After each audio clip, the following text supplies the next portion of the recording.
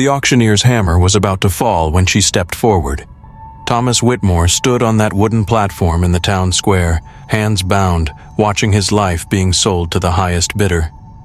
At 19, he was about to become property, payment for his dead father's gambling debts. The relentless morning sun beat down on Millfield's dusty Main Street as curious townspeople, more vultures than neighbors, gathered around the makeshift auction block. Thomas tried to maintain a semblance of dignity, but shame burned through him like wildfire. He'd never even stolen a kiss, never known a woman's gentle touch, and now he was being bartered like a prize-winning bull to settle $800 his father owed to Vincent Cray, the most ruthless loan shark in 3 counties. Cray stood near the platform, gold tooth glinting as he surveyed his handiwork. The man thrived on watching families crumble under the weight of debt. 3 bidders had shown interest. Old Man Peterson, who needed desperate bodies for his dangerous copper mine. Jake Morrison, whose ranch hands mysteriously disappeared after a few months. And surprisingly, a woman Thomas didn't recognize. She wore a dark blue dress, practical but tailored with a subtle elegance, with auburn hair pinned back under a wide-brimmed hat. Her green eyes, sharp and intelligent, studied Thomas with an intensity that made him profoundly uneasy. She looked to be in her late 20s, with hands that bore the marks of hard work, yet she carried herself with an almost regal composure. $200, Peterson croaked, his voice gravelly from years of inhaling copper dust and barking orders. $250, Morrison countered, spitting tobacco juice into the dirt. The woman raised her hand, her movement deliberate and confident.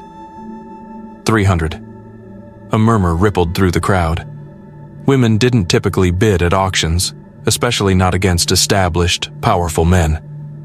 Thomas found himself staring at her, desperately trying to decipher her motives. What could she possibly want with him? $350, Peterson growled, his face reddening with annoyance. Without hesitation, she responded, $500.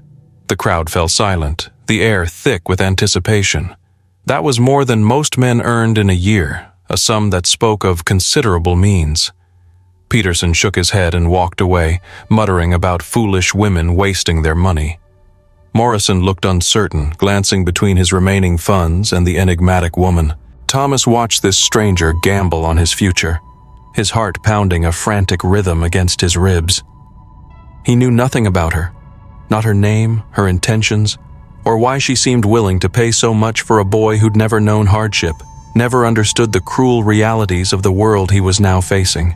$500 going once, the auctioneer announced, his hammer poised to fall.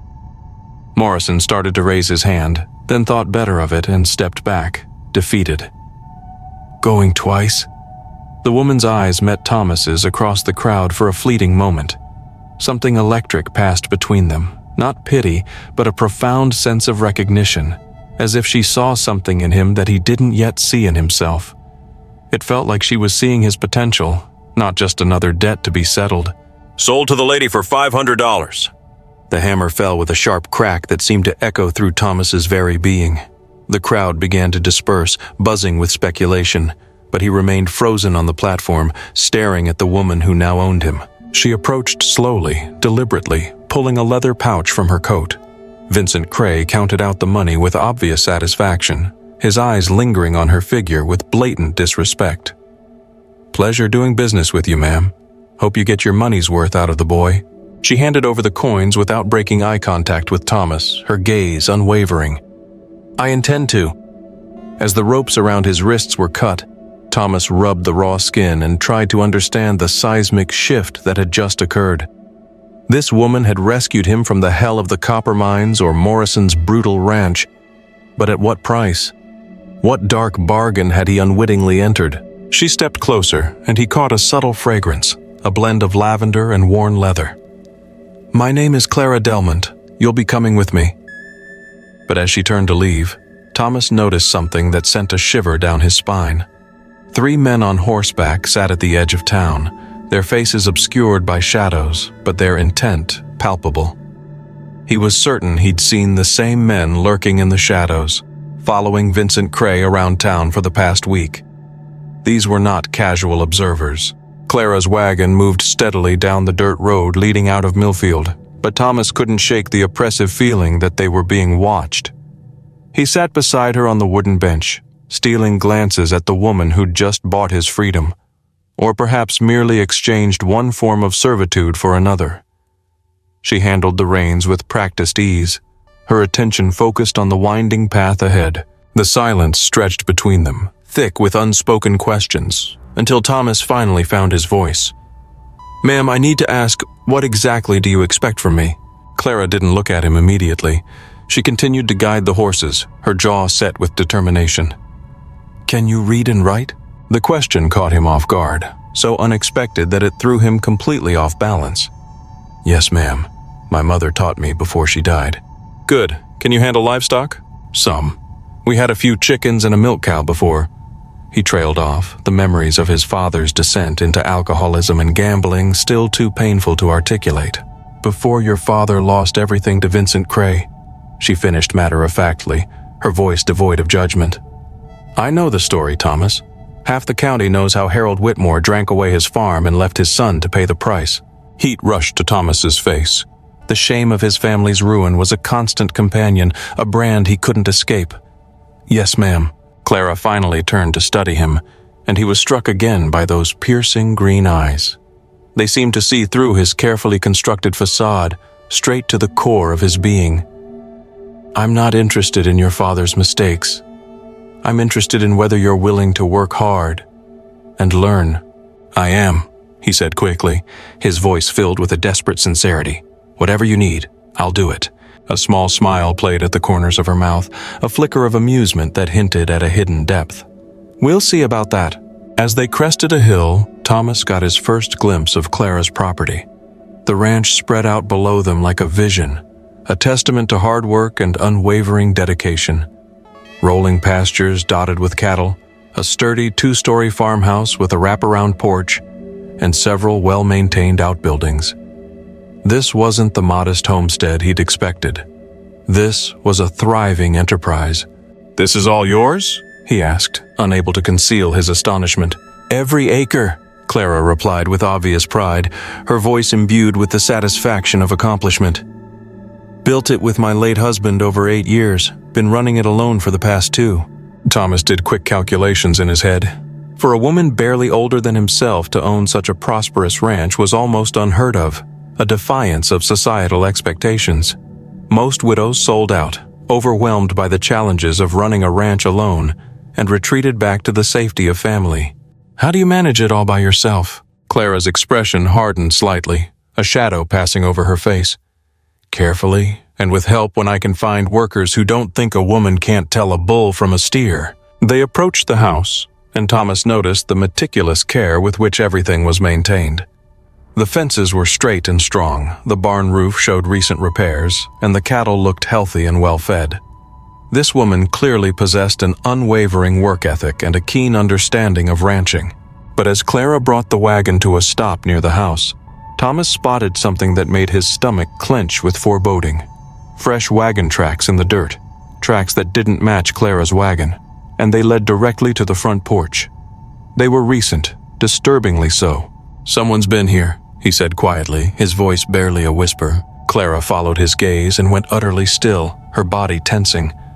Her hand moved instinctively beneath her coat, her fingers closing around something hidden, the unmistakable outline of a small pistol.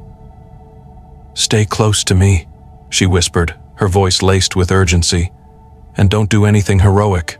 They climbed down from the wagon cautiously, every sense on high alert. The front door stood slightly ajar, an unsettling detail considering Thomas was certain Clara would have secured it before leaving for town. A gentle breeze stirred the curtains in an upstairs window that should have been closed. Clara drew her pistol, holding it low but ready. "Thomas, I need you to walk behind me and keep your eyes on those trees over there. If you see any movement, you tell me immediately." As they approached the house, Thomas's heart hammered against his ribs.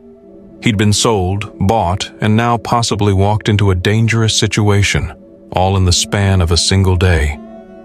But something about the way Clara moved, with a quiet confidence and unwavering alertness, made him feel oddly safe despite the palpable danger. They reached the porch steps when Clara suddenly stopped. Her eyes narrowed. There, carved into the wooden railing with a crude, unsettling directness, were two fresh letters. Pay up. But that wasn't what made Thomas's blood run cold. It was the chilling realization that the three men from town hadn't been watching the auction out of idle curiosity. They'd been watching to see who would buy him, marking him as a potential vulnerability to exploit. Clara pushed the front door open with her boot, pistol raised. The house was eerily silent, but Thomas could detect a faint, acrid scent lingering in the air, the unmistakable odor of unwashed men and cheap tobacco. They definitely had unwelcome visitors. The main room showed obvious signs of a search. Drawers pulled open, papers scattered across the floor, cushions overturned. But it wasn't merely random destruction. The intruders had been systematic, focused. Whoever has been here was looking for something specific. They wanted me to know they'd been here, Clara whispered, lowering her weapon slightly. Otherwise, they would have been more careful. Thomas bent to pick up some of the scattered papers, but Clara caught his wrist, her grip surprisingly strong. Her touch sent an unexpected jolt through him, a brief, intense connection. The first time a woman had ever touched him with anything other than the maternal affection of his late mother. "Don't touch anything yet," she said softly, her eyes searching his. "We need to assess what they were after." They moved through the house methodically, their senses sharpened, searching for clues. The kitchen had been ransacked, but the expensive china, displayed prominently on a shelf, remained untouched. In Clara's office, the safe stood open, its contents apparently emptied. Upstairs, her bedroom showed signs of a thorough search, though her jewelry box sat undisturbed on the dresser, its contents untouched. "They weren't here to rob you," Thomas observed, trying to ignore the unsettling intimacy of being in her private sanctuary. Clara nodded grimly, her gaze fixed on some unseen point beyond the walls. They were looking for documents, probably land deeds or financial records, something to give them leverage. She moved to the window and peered through the curtains, scanning the surrounding landscape with an intensity that bordered on obsession. The question is whether they found what they wanted. Thomas studied her profile as she watched the tree line. The afternoon light caught the auburn highlights in her hair, and he found himself noticing the determined set of her jaw, the elegant line of her neck. He'd never been alone with a woman like this, beautiful, capable, mysterious. It made him acutely aware of his own inexperience, his own naivete. "Why did you really buy me?" he asked suddenly, the question blurting out before he could fully consider its implications. Clara turned from that window, her expression unreadable. For a fleeting moment, her carefully constructed control slipped, revealing a glimpse of something vulnerable beneath, a hint of loneliness perhaps, or a fear she was desperately trying to suppress. "Because I needed help," she said simply, her voice devoid of emotion. "And because you looked like someone who deserved a chance. But 500, that's more than most men are worth." A bitter smile crossed her face, a fleeting acknowledgement of the harsh realities of their world. "Most men around here think I'm worth less than that. A woman running a ranch alone. They've been waiting 2 years for me to fail, to be forced to sell out cheap." Thomas was beginning to understand the complex web of motivations that had led her to this point. "The men who broke in, they're not just random thieves." "No, they're not." Clara moved to a chest in the corner and pulled out a Winchester rifle, checking to make sure it was loaded and ready. "There are people who want this land, Thomas, and they're not particular about how they get it." She handed him the rifle, and he took it with hands that trembled slightly. Not entirely from fear, but also from the weight of the trust she was placing in him. "Can you use this?" "My father taught me to hunt before he—" Thomas straightened his shoulders, a newfound resolve hardening his features. "Yes, ma'am, I can shoot good." "Because those men will be back," Clara said, her voice low and steady. She began gathering the scattered papers, her movements efficient and practiced, revealing a familiarity with this kind of chaos. "And next time they won't be satisfied with just searching." As Thomas helped her restore order to the room, he couldn't help but admire her composure, her unwavering determination in the face of overwhelming odds. There were no tears, no panic, just a calculated assessment of the situation and a decisive course of action. He'd never met a woman like her, strong, independent, unafraid to face danger head-on. But as they worked, he noticed something that made his chest tighten with a profound sense of concern. Clara kept subtly touching her left shoulder, wincing slightly when she thought he wasn't looking, and when she bent to pick up a fallen book, he saw a dark, ominous stain on the back of her dress that definitely hadn't been there at the auction. She was injured, bleeding, and trying to conceal it from him. Thomas couldn't stay silent any longer. "Clara, you're hurt." She froze in the middle of straightening an overturned chair, her body tensing defensively. "What are you talking about?" "Your dress. There's a blood on the back." He set down the papers he'd been organizing and moved toward her, his concern overriding his hesitation. "When did this happen?" Clara's hand flew to her shoulder and she winced at her own touch. "It's nothing serious, just a scratch." "From what?" Thomas's voice carried a new weight, an authority he hadn't known he possessed, especially when speaking to a woman who, in a legal sense, owned him.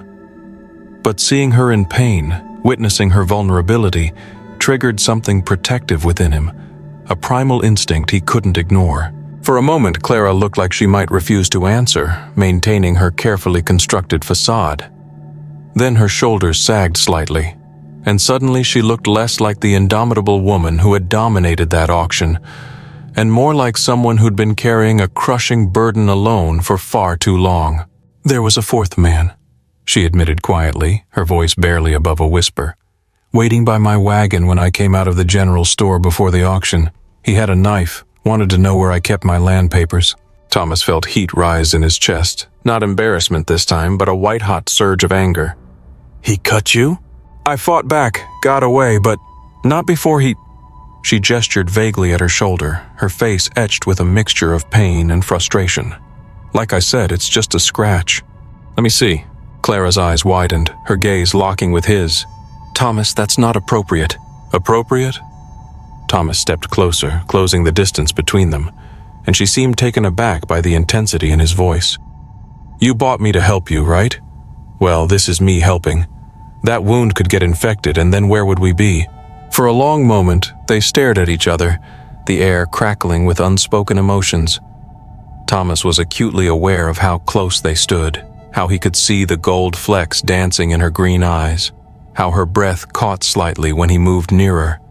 But beneath the sudden, undeniable tension between them was something far more urgent. She was hurt. She needed assistance, and there was no one else she could trust. Clara seemed to be fighting some internal battle, weighing her pride against her need. Finally, she nodded toward the kitchen, her resistance crumbling. "There's a medical kit in the pantry and hot water on the stove." As Thomas gathered the necessary supplies, his hands shook slightly, betraying his nervousness. He'd never tended a woman's wound before, never been in such an intimate and vulnerable situation with anyone. But Clara needed him, and he wouldn't fail her. When he returned to the main room, Clara had removed her outer dress and sat rigidly in her chemise and corset, her injured shoulder exposed to the light. The cut was deeper and more ragged than she'd initially admitted, a long, angry slash that had bled considerably, staining the delicate fabric of her undergarments. "This is more than the scratch," Thomas said, trying to keep his voice steady as he began to gently clean the wound. "You should have gone to the doctor." "And told him what? That men are threatening me for my land? That they ambushed me in the street?"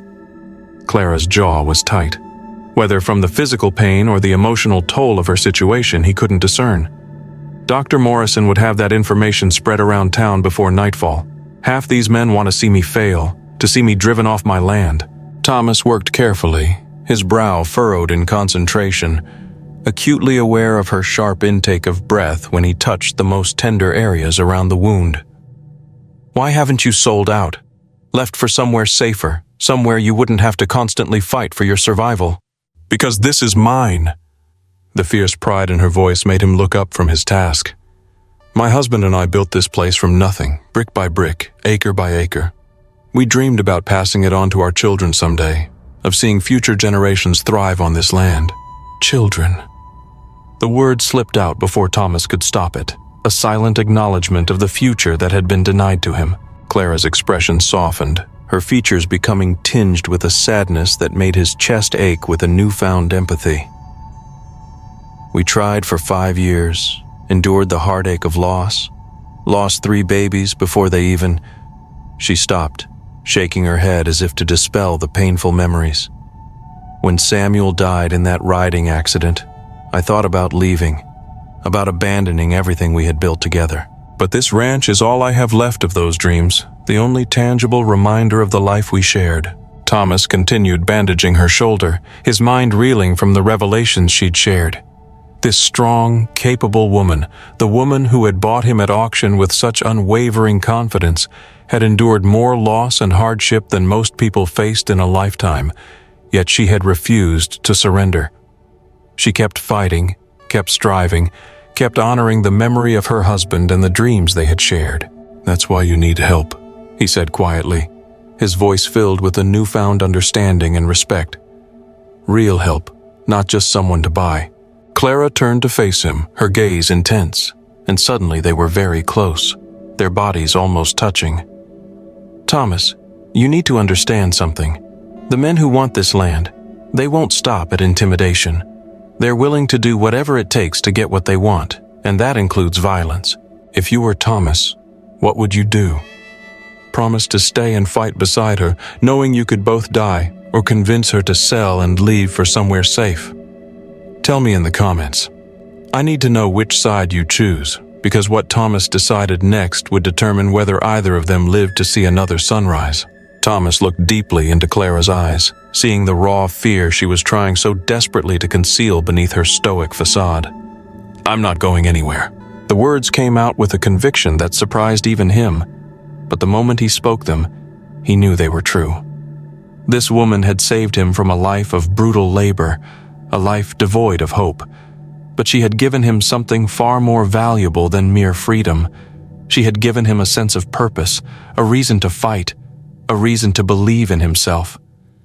For the first time since his mother's death, someone genuinely needed him, depended on him. He would not abandon her. Clara studied his face intently, as if trying to decipher the sincerity behind his words, to gauge the depth of his commitment. "Thomas, you don't understand what you're saying. These men are ruthless. They will kill you without a second thought. Then we'll have to make sure they don't get the chance." Thomas finished securing the bandage on her shoulder, his fingers lingering a moment longer than necessary, a silent expression of his unwavering support. "Tell me everything. Who wants your land, and why are they so determined to get it?" Clara pulled her dress back on slowly, wincing slightly as the fabric brushed against her injured shoulder. "There's a powerful cattle baron named Marcus Steele. He owns the vast majority of the rangeland from here to the state line, a sprawling empire that seems to grow larger every year. My property sits directly in the middle of his holdings, a strategic piece of land that he desperately wants to control. So he wants to buy you out. He's tried. Offered me half what the land is worth, then a quarter, then resorted to threats and intimidation." Clara moved to the window again, her gaze sweeping across the darkening landscape, searching for any sign of impending danger. "When I refused to sell, the accident started. Cattle found dead with no explanation, fences mysteriously cut, workers scared off with vague threats and whispered warnings. Thomas felt the pieces of the puzzle clicking into place, the pattern of events becoming chillingly clear. "Vincent Cray works for Steele. Smart boy?" Clara turned back to him with a flicker of approval in her eyes. "Cray loans money to desperate farmers and ranchers, knowing full well that they have little chance of repaying him. When they inevitably default, he sells their debts to Steele, who then forecloses on their properties, adding them to his ever-expanding empire. Your father wasn't the first man to lose everything that way." The revelation hit Thomas with the force of a physical blow.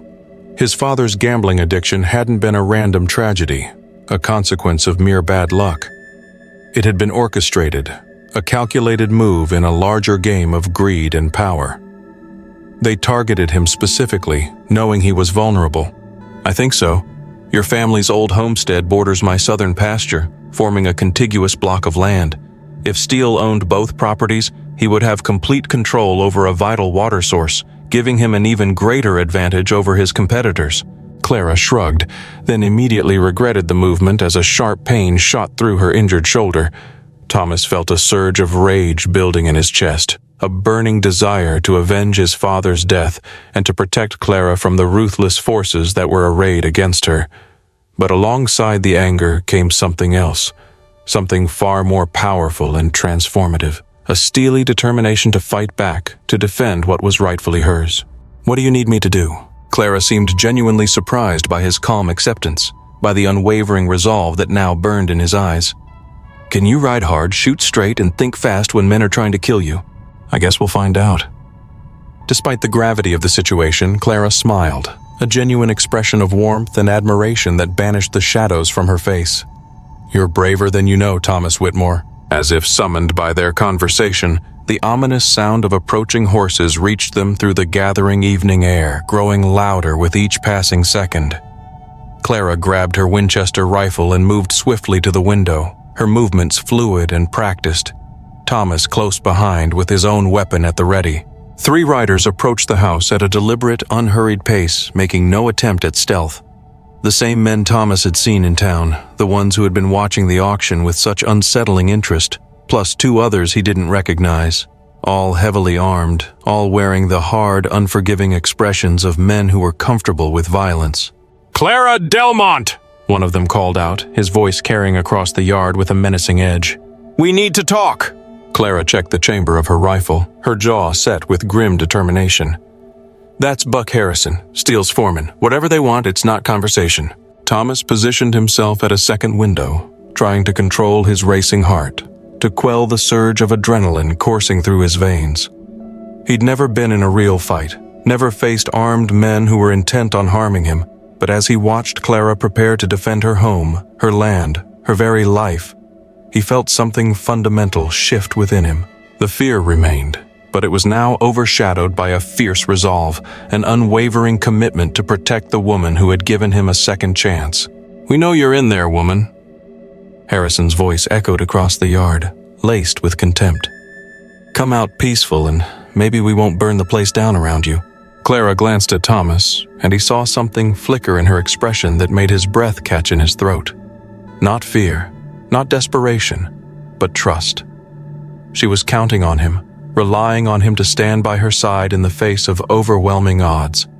By saving him from the auction block, she had inadvertently made herself an even bigger target, placing herself in even greater danger. "Mrs. Delmont," Harrison called again, his voice growing impatient. "You've got 10 seconds to show yourself or we're coming in." Thomas glanced at Clara, who nodded grimly, her eyes conveying a silent message of resolve. As they prepared to face whatever came next, neither of them noticed the 6th man creeping stealthily around toward the back door, his movements masked by the shadows and the growing chaos. It was the same man who had cut Clara earlier in the day, the one who had been lurking in the shadows, still carrying his bloody knife. If you're enjoying this story, hit that subscribe button because what happens next will change everything between Clara and Thomas forever. The back door creaked open just as Harrison finished his countdown, the sound barely audible above the crackling flames and the angry shouts. Clara spun toward the sound, her rifle raised, but Thomas was already moving, reacting instinctively to the immediate threat. The man with the knife stepped into the kitchen, his eyes scanning the room for targets, his face contorted with a predatory grin, when Thomas brought his rifle butt down hard across the intruder's skull with a sickening thud. The man dropped like a stone, his knife clattering uselessly across the floor. "Nice work," Clara whispered, her voice barely audible above the din. But there was no time to celebrate, no opportunity to savor the moment of victory. The situation was rapidly deteriorating, and their survival depended on swift, decisive action. Harrison's voice boomed from the front yard, closer now, more menacing. "Time's up, woman. Boys, let's smoke them out." Through the front window, Thomas watched in horror as 2 men dismounted their horses and approached the house with torches held high, their faces illuminated by the flickering flames. Clara took careful aim and fired a shot, shattering a nearby water trough, drenching the horses and startling them into a frenzy. The animals reared and scattered, their hooves thundering across the dry earth, and the men dove for cover, cursing in frustration. "Warning shot," she told him, her voice calm and steady despite the chaos swirling around them. "Next ones won't be." Thomas had never heard a woman talk about shooting men with such a chilling detachment, but as he watched her reload her rifle with practiced efficiency, he realized that Clara had been preparing for this confrontation for months, maybe even years. She had known that this day might come, and she had prepared herself to meet it with unwavering resolve. Clara! Harrison shouted from behind an overturned wagon, his voice laced with fury. Send out the boy and we'll make this quick for you. The boy. They wanted him specifically. Thomas felt a shiver run down his spine as the full weight of the situation crashed down upon him. Buying him at the auction had inadvertently marked Clara as his protector, making her an even bigger target in the eyes of their enemies.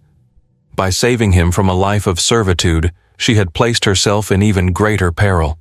"I'm sorry," he whispered to her, his voice filled with a profound sense of guilt and responsibility. "This is all my fault." Clara's green eyes flashed with anger, her expression fierce and protective. Don't you dare! This started long before you came along. Don't you take the blame for the actions of those cowards! A torch sailed through the air, arcing across the yard like a fiery comet, before landing squarely on the front porch.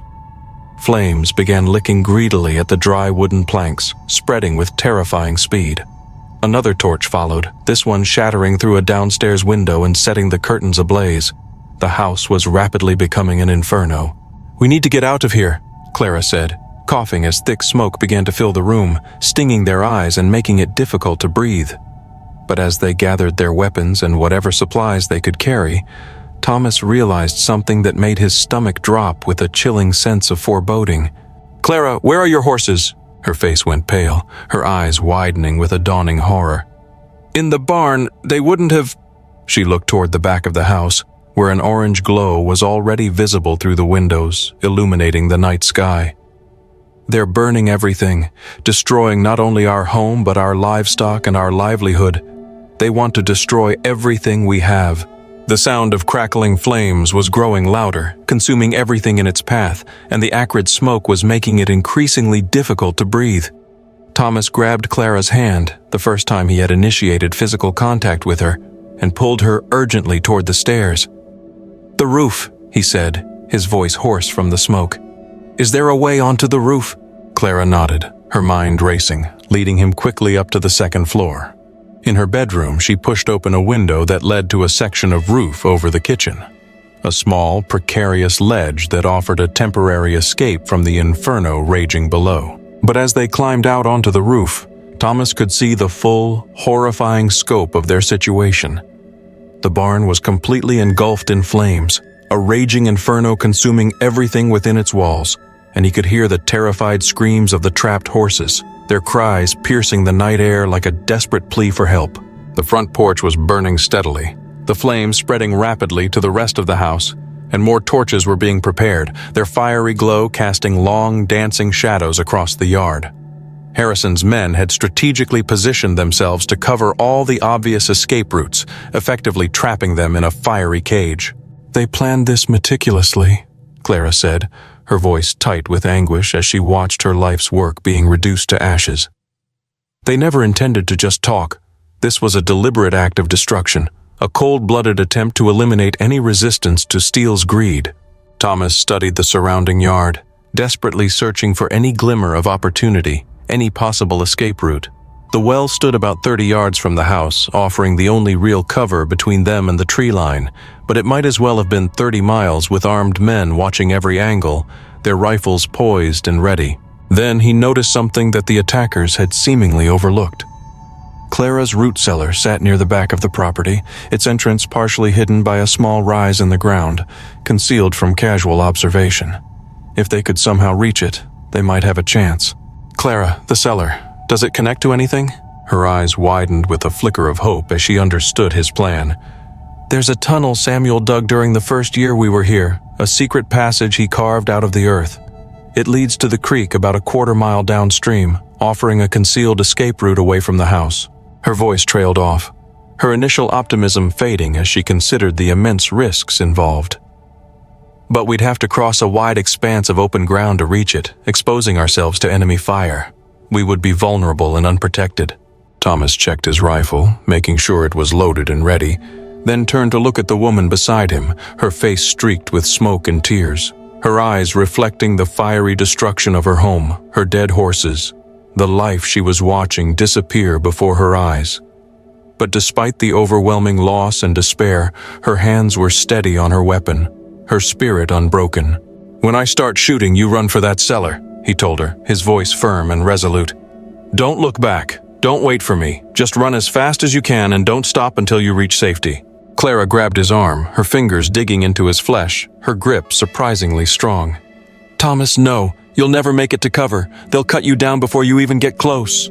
"Maybe not," he replied, his voice filled with a quiet determination. "But you will. Your survival is more important than mine."